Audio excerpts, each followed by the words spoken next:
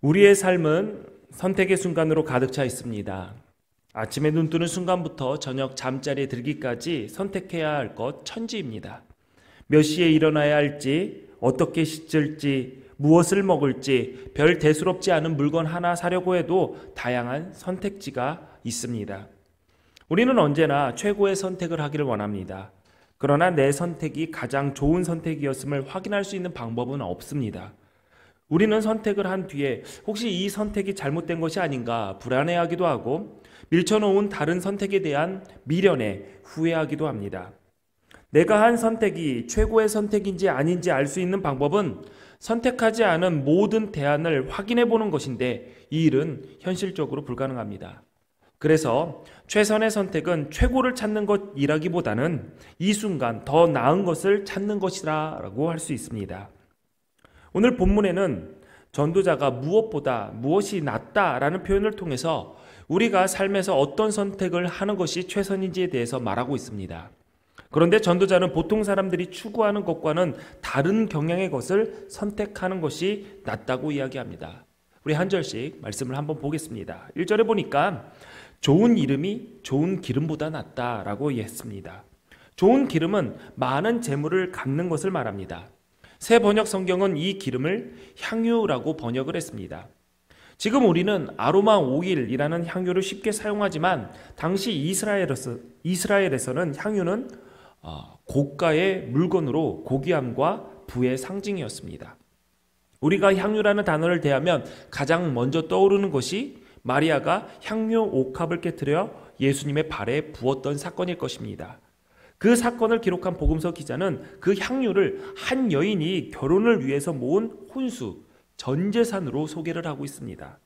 그만큼 기름은 귀중한 재물을 뜻하는 것이죠. 그렇다면 이 재물보다 기름보다 나은 좋은 이름은 무엇을 뜻하는 것일까요? 이스라엘 사람들에게 이름은 단지 사람과 사람을 식별하기 위한 것이 아니라 한 개인이 가지고 있는 고유한 인격과 정체성을 뜻합니다. 하나님께서 세상을 창조하시고 각종 들짐승과 각종 새를 아담 앞에 보이십니다. 창세기는 하나님께서 아담이 그것들을 뭐라고 부르나 보시려고 했다라고 기록을 하고 있습니다. 아담이 하나님의 창조물들을 다스리는 일을 맡으면서 했던 일 중에서 하나님께서 가장 흥미를 가지고 보셨던 것이 하나님의 창조물에 아담이 어떠한 이름을 붙이는가였습니다. 하나님께서 아담의 장명 센스를 궁금해 하셨다라기보다는 사물의 가치와 속성을 알아보는 능력이 있는가에 관심이 있으셨던 것이죠. 창세기 1장 2절을 보면은 1장과 2장을 보면은 하나님께서 이 일을 통해서 아담이 무언가를 발견하게끔 했다라는 것을 우리는 알 수가 있습니다. 그것이 무엇일까요? 아담이 각종 짐승들의 속성과 가치를 파악하고 보니 그 가운데서 나의 배필이 없다라는 것을 발견하게 됩니다. 여러분, 요즘 사람들 자신의 배필을 찾을 때 중요하게 보는 것이 좋은 이름인가요? 아니면 좋은 기름인가요? 어떤 것을 선택해야 할지 우리는 잘 분별해야 합니다. 좋은 이름은 단순히 평판이 좋은 것에서 그치는 것이 아니라 선한 가치와 선한 명분과 선한 속성과 선한 삶의 자리를 지키며 사는 것을 은유적으로 표현한 것입니다. 그러니 제 아무리 값진 기름이라 할지라도 이것과 비교할 수 없겠지요. 전도자는 또 이어서 이렇게 말합니다. 죽는 날이 출생하는 날보다 나으며 초상집에 가는 것이 잔치집에 가는 것보다 나으니 모든 사람의 끝이 이와 같이 됨이라. 산자는 이것을 그의 마음에 둘지어다. 전도자는 우리에게 인생의 행복을 전혀 모르는 사람처럼 늘 슬픔에 빠져 있으라고 말하는 것이 아닙니다. 그리고 방문한 곳이 축제의 자리냐, 죽음의 자리냐, 이런 것을 중요하게 따져라 라는 것도 아니죠.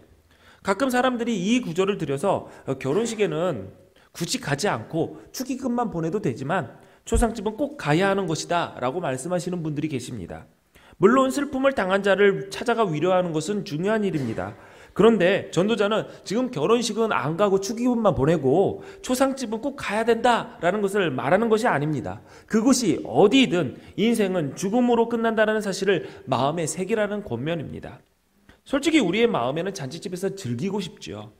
전도자도 이것이 나쁘다라고 이야기하는 것은 아닙니다. 전도자는 우리에게 즐거워하라 라고 말하면서 우리가 누릴 수 있는 즐거움의 중요성에 대해서 전도서에 반복하여 언급하고 있습니다. 잔치만큼 삶을 향유할 수 있는 장소가 어디 있겠습니까? 그러나 안개와 같이 사라져버릴 헤벨의 삶을 직시하기 위해서는 잔치집보다 초상집이 낫다라는 것이죠.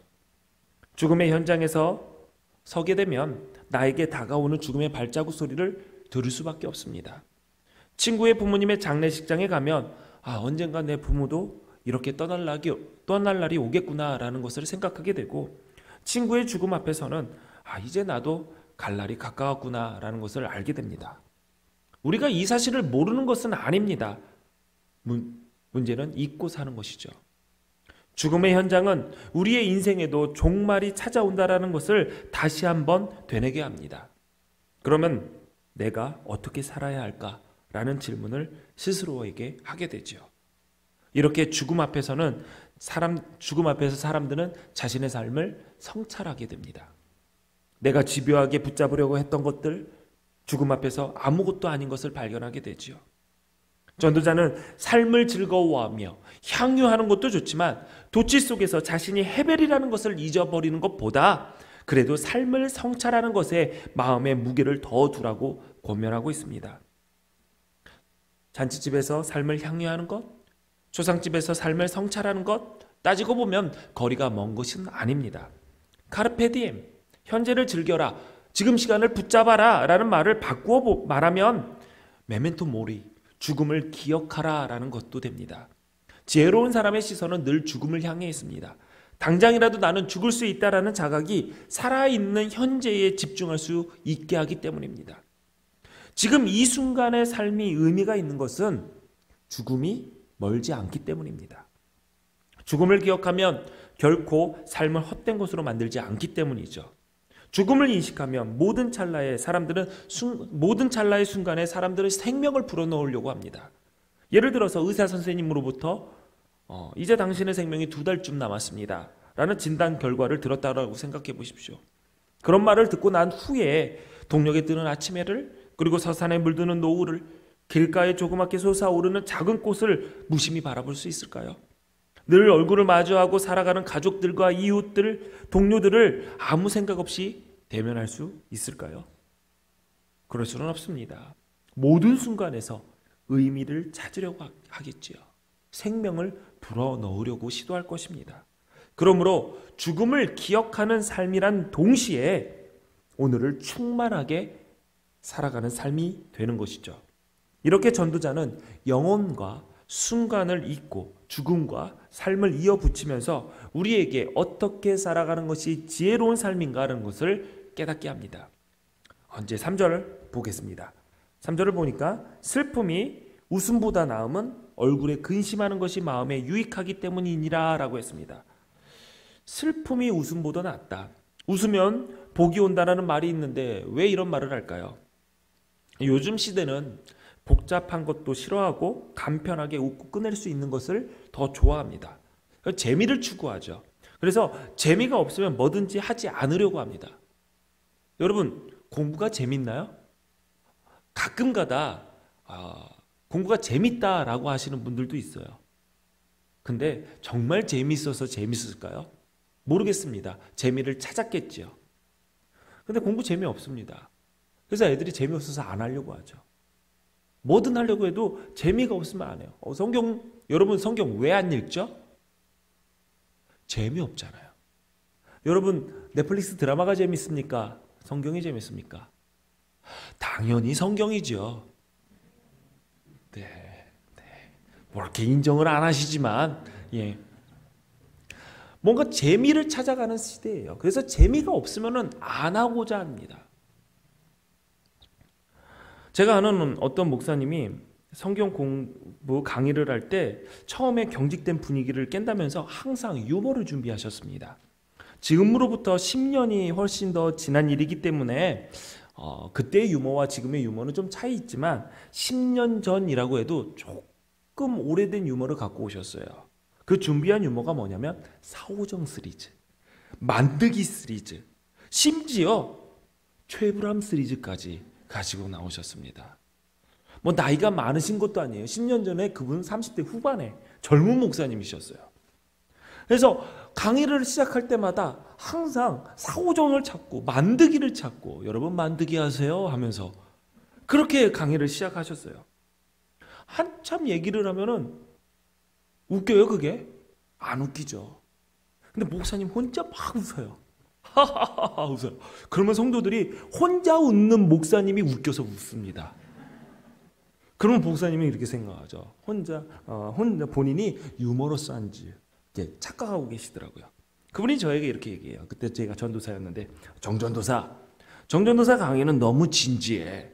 이렇게 함께 웃고 분위기를 잘 만들어야 양들이 말씀을 잘 먹을 수가 있어. 조언 감사합니다. 틀린 이야기는 아닙니다. 설교도 요즘은 재밌어야지 은혜 받는다라고 합니다. 설교 시간에 서너 번 웃음이 빵 터져야지 은혜 받지. 웃음 하나도 없이, 웃음코드 하나도 없이 진지하고 무거운 설교를 하면은 목사님 이번 설교 너무 어려워요. 너무 건조해요. 이렇게 얘기를 합니다. 벌써 여러분 한 두어 번 정도 웃으셨으니까 은혜 받으신 겁니다. 예. 여러분 유머러스한 사람도 인기가 많죠. 결혼 배우자 조건 중에 유머러스한 성격이 꽤 중요한 위치를 차지하고 있습니다. 그런데 전도자가 웃음보다는 슬픔이 낫다라고 말을 합니다. 웃음이 주는 가치가 없다고 말하는 것이 아닙니다.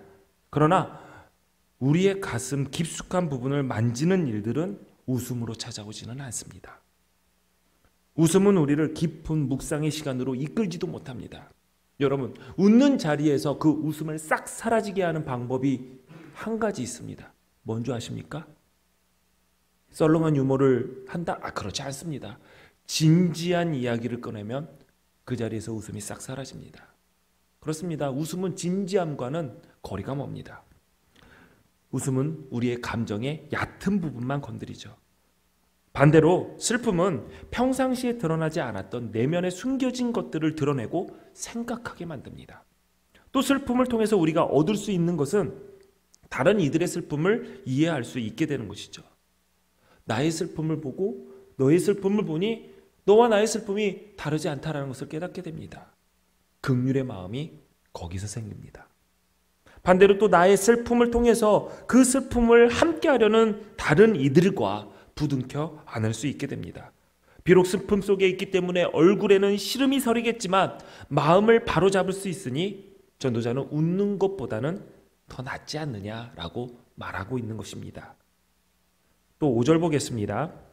지혜로운 사람의 책망을 듣는 것이 우매자들의 노래를 듣는 것보다 나으니라. 여러분 가운데 책망의 소리를 달게 듣는 사람, 그리고 책망을 듣고 싶은 사람 누가 있겠습니까? 여러분, 자기의 경험이 쌓이고 주관적인 가치관이 고착되기 시작하면 남의 말을 듣지 않습니다. 여러분, 마흔을 뭐라고 하죠? 불혹이라고 합니다. 안이불, 그리고 유혹할 때 혹자를 쓰는 거죠. 유혹에 흔들리지 않는다라는 것을 이야기하는 것이 아니라 누가 얘기해도 안 듣는다라는 것을, 고집만 남았다라는 얘기를 하는 것과 똑같습니다. 불혹이라는 것은 그런 거죠. 내가 내 생각이 있고 내 가치관이 있으면 남 말 듣기 싫어합니다. 자녀들도 청소년기가 되면 조금 컸다고 자기 생각이 있다고 하죠. 그러면서 이렇게 얘기합니다. 엄마, 내가 알아서 할 거야. 알아서 하기는 뭘 알아서 해. 아는 것도 하나도 없으면서 그냥 내가 알아서 한대요. 왜? 나의 주관이 생겼기 때문이죠. 그래서 부모의 책망의 소리를 세 글자로 이렇게 얘기를 합니다. 잔소리. 잔소리. 잔소리의 사전적 의미는 이런 거죠. 듣기 싫게 필요 이상으로 참견하거나 책망하는 것. 이게 잔소리라고 합니다. 그런데 여러분, 지금 여러분에게 끊임없이 책망하는 사람이 있다면 그분은 100% 아마 나를 끔찍이도 사랑하는 부모님이나 선생님일 것입니다. 지금도 여러분에게 나이와 상관없이 끊임없이 책망하는 분들이 계실 것입니다. 대부분 우리들의 어머니, 아버님이죠. 부모들은 자녀들을 볼 때 일거수일투족뿐만 아니라 말 한마디도 그냥 쉽게 넘겨지지가 않습니다. 스쳐봐도 눈에 띄는 게 있습니다. 그래서 말하지 않을 수가 없어요. 지금 누군가 나를 책망하고 있고 나에게 잔소리가 들린다면 여러분 그건 감사의 조건입니다. 적어도 나에게 기대를 거는 분, 그리고 나를 사랑하는 분들이 아직 살아계신다라는 증거이거든요. 여러분, 우리 부모님 돌아가실 때까지 잔소리하고 책망할 거니까 마음 단단히 드시란 얘기입니다. 지금은 듣기 싫어도 이 소리가 그리울 날이 곧 옵니다. 또 책망은 아무에게나 하지 않습니다. 잠언 기자는 총명한 자에게는 책망을, 미련한 자에게는 매 100대를 때려라 라고 얘기를 합니다. 그래도 못 알아들을 것이다. 내가 매를 맞지 않고 말로 책망을 듣는다면 적어도 나를 책망하는 그분께서 나를 총명한 자로 인정해주고 있는 것입니다. 또 책망은 사랑의 또 다른 표현이죠. 정말 미련이라고 생각되어도 포기할 수 없기 때문에 끝까지 붙잡고 있는 그 끈이 책망입니다. 만약에 내가 진흙탕을 뒹굴고 있고 막 살아가고 있는데 그것을 보고도 아무도 책망하지 않는다면 이것처럼 쓸쓸하고 서러운 일이 어디 있을까요? 기대도 없고 내가 어떻게 되든 내 할 바 아니다 라는 사람에게는 절대로 사람들은 책망하지 않습니다. 듣는 사람 입장에서 잔소리하는 거 쉬울 것 같지만 사실 그렇지도 않습니다. 책망하는 사람도 얼마나 조심하게 조심스럽게 생각하면서 하는지 알아야 됩니다. 그 마음을 안다면 책망받는 것이 그렇게 기분 나쁜 일은 아닐 것입니다. 고신일 감독님이 제 설교를 유튜브를 통해서 종종 확인하시는데 이분은 저에게 칭찬은 안 하십니다. 왜 안 하시는지, 정말 칭찬할 것이 없어서인지, 아니면 칭찬 안 해도 스스로 칭찬받고 있다고 착각하고 충분히 자체 격리가 되는 사람이니까 안 하시는 것인지 알 수는 없습니다. 그래도 저를 많이 좋아해 주시는 것은 느껴집니다. 물론 표현은 반대로 하는 경우가 대부분입니다. 제가 전화를 드리면 뜬금없이 이런 말씀을 하십니다. 지금 내가 아는 어떤 푼수 이야기를 하고 있는데 그 푼수가 눈치는 빨라서 지 얘기하는 줄 알고 전화했다고. 반갑다라는 표현을 이 정도밖에 못하세요. 그리고 막 재밌다고 웃으세요 혼자. 제가 놀리는 게 재밌나 봅니다. 그런데 제가 무언가를 고쳤으면 하는 것을 말씀하실 때는 목소리부터 달라집니다.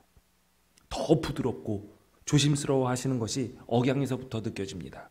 문자로 보낼 때는 꼭 존댓말을 사용하십니다. 그래서 저는 어떻게 하든 그 하신 말씀대로 고쳐보려고 노력을 합니다. 그 마음이 느껴지기 때문이죠. 누군가의 책망을 잘 들어야 성장할 수 있습니다. 어리석은 자의 칭찬보다 지혜로운 자의 책망에 유익이 있다라고 전도자는 이야기합니다. 그런데 칭찬도 중요하죠.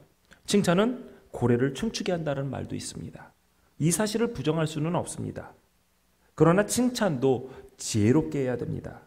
칭찬을 어떻게 하는지가 아이들의 행동에 큰 영향을 미친다는 실험의 내용이 심리학 강의에서 자주 소개가 됩니다.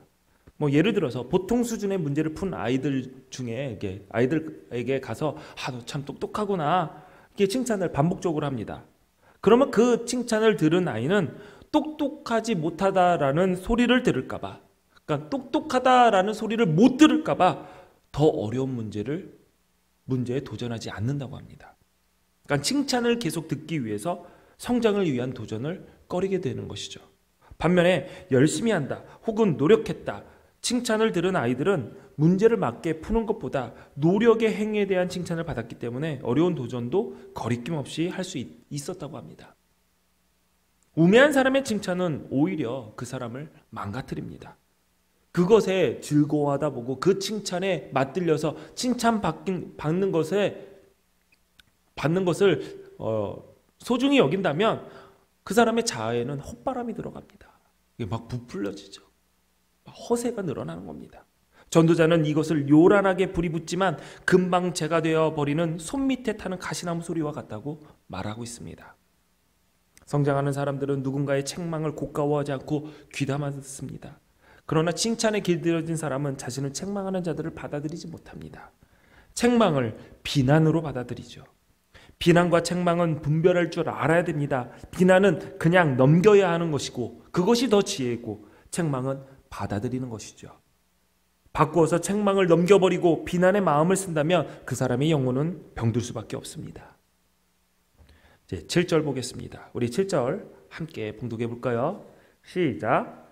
탐욕이 지혜자를 우매하게 하고 뇌물이 사람의 명철을 망하게 하느니라. 아멘. 아멘.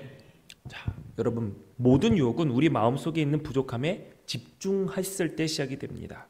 내가 충만해 있을 때는 유혹에 절대로 넘어가지 않습니다. 그러나 내가 늘 부족하다고 생각해서 어떤 유익 앞에서 허둥대면 그의 인생은 평안할 수가 없습니다. 내가 부족한 것을 채우기 위해서 무언가를 얻으려고 하면은 헛된 속임수에 넘어가기도 하고, 뇌물에 관심을 갖기도 하고, 믿지 말아야 할 사람에게 신뢰를 주기도 하죠. 그러다 보니 그의 삶에 풍파가 끊이지 않습니다. 요즘 왜 그런지 모르겠는데 제 전화에 참 많은 투자 정보가 문자로 옵니다. 여러분도 많이 받으시나요? 네. 뭐 기가 막힌 땅이 있는데 투자해라. 기가 막히는 주식 종목이 있는데 대박 나고 싶으면 알려줄 테니 연락해라. 이거는 아무에게나 알려주는 것이 아니다. 뭘 아무에게만 알려주는 게 아니라 전 국민이 다 알고 있는 것 같은데. 여러분 잘 생각해 보세요. 그런 좋은 정보가 있으면 얼굴도 모르는 나한테 왜 알려줍니까? 가까운 사람들에게나 조용히 알려주지. 나한테까지 그 기가 막힌 정보가 왔다면 그 정보는 좋은 정보가 아니라는 증거입니다. 여러분, 나의 결핍에 집중해서 어떻게든 뭔가 채워야겠다라는 욕심이 생기다 보면 아무리 지혜자라 할지라도 멍청해질 수밖에 없고, 아무리 명철한 사람이라 할지라도 구분 결정을 내릴 수밖에 없죠. 그러므로 이익 앞에서 의도적으로 내가 지금 부족함이 없다라는 것을 다시 한번 되뇌어야 합니다. 8절 또 보겠습니다. 일의 끝이 시작보다 낫고 참는 마음이 교만한 마음보다 나으니. 자, 참는 것, 참는 마음, 인내라고 하죠. 그러면 인내의 반대말은 무엇일까요? 제가 사전을 찾아보니까 인내의 반대말로 단어 하나 딱 정리되어 있는 것이 없더라고요. 네? 영어 사전을 보니까 비슷한 내용의 반어들이 있습니다. 그래서 한번 찾아봤더니 인내의 반대말은 성급한 것, 조바심, 의지가 약한 것, 참을성이 없는 것, 이런 것들이 인내의 반대말로 적혀져 있더라고요. 그런데 전도자는 인내의 반대를 뭐라고 했습니까? 교만이라고 얘기했습니다. 여러분, 교만의 반대말은 뭐죠? 겸손이죠. 인내? 인내의 반대말을 교만으로 놨는데 그럼 교만의 반대가 인내인가? 지금 전도자는 또 우리를 헷갈리게 합니다. 왜 그럴까? 아브라함의 예를 한번 들어보겠습니다. 하나님께서 아브라함에게 고향 친척과 아버지 집을 떠나서 내가 내게 보여줄 땅으로 가라. 내가 너를 큰 민족을 이루게 하고 복을 주어서 내 이름을 창대하게 하겠다라고 약속하셨습니다. 그리고 그 말씀에 순종하여 아브라함이 하란을 떠났을 때 그의 나이 75세였습니다. 재산은 많이 늘었습니다. 거부가 되었죠. 그러나 민족을 이룰 자식은 생기지 않았습니다. 그래서 하나님이 나에게 자식을 주지 않으니 자신의 상속자로 다메섹 사람 엘리에셀을 삼아야겠다라고 마음속에 결정을 합니다. 그때 하나님께서 아브라함에게 나타나셔서 내 몸에서 날 자가 내 상속자다라고 얘기를 합니다. 그리고 밖으로 데리고 나가셔서 밤하늘을 보여주시죠. 셀 수 없을 정도로 별이 가득한 밤하늘을 보여주시면서 내 자손이 이와 같을 것이다 라고 말씀하셨죠. 아브라함은 그 말씀을 듣고 믿었습니다. 성경은 아브라함이 그 말씀을 믿었고 하나님께서 이 믿음을 의로 여기셨다라고 기록하고 있습니다. 그런데 소식이 없자 아내 사라가 아브라함에게 찾아가서 하나님께서 나에게 출산을 허락하시지 않으니 여종 하갈을 데려다가 상속자를 낳자라고 제안을 합니다. 잘 보세요. 사라도 아브라함에게 하셨던 하나님의 약속을 알고 믿었습니다. 그래서 다른 사람을 양자로 삼자라고 얘기를 안 하고 내 몸에서 날 씨가, 내 씨가 상속자다라는 그 말씀을 믿고 내 여종 하갈의 몸에서 당신의 씨를 낳아서 상속자로 삼으십시오 라고 생각한 것이죠. 이 둘이 왜 이런 일을 했을까요? 인내심이 부족해서? 기다리지 못해서? 그렇게 볼 수도 있지만 잘 보십시오. 그들은 교만했기 때문입니다.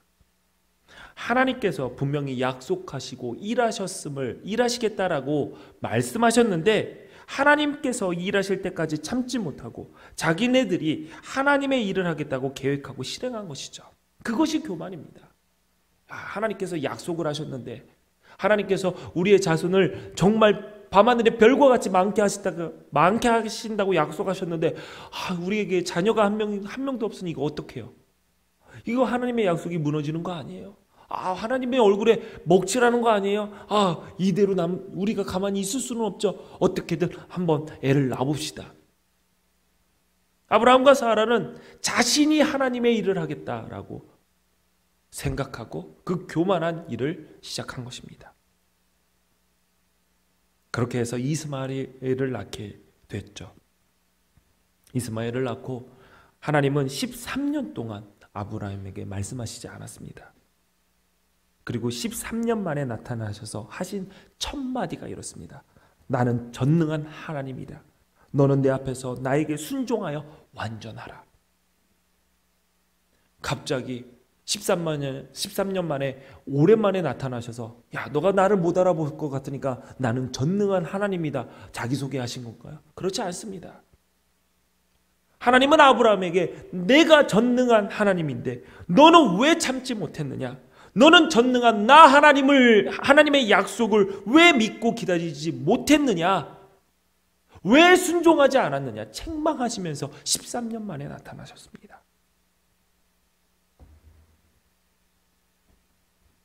아까 책망에 대해서 얘기했죠.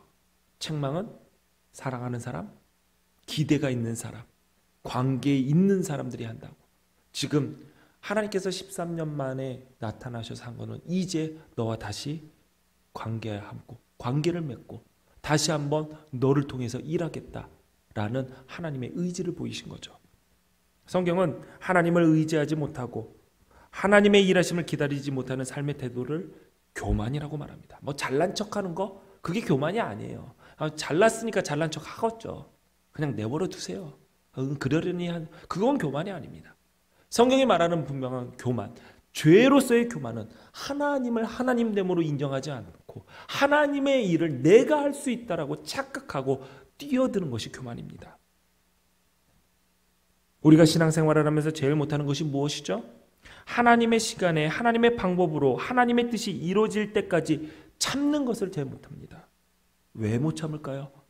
그 뿌리를 깊숙이 들여다보면 하나님을 향한 전적인 신뢰가 없기 때문입니다. 그래서 내 인생을 내 힘으로, 내 생각으로, 내 방법으로 내가 어찌 해보려고 합니다.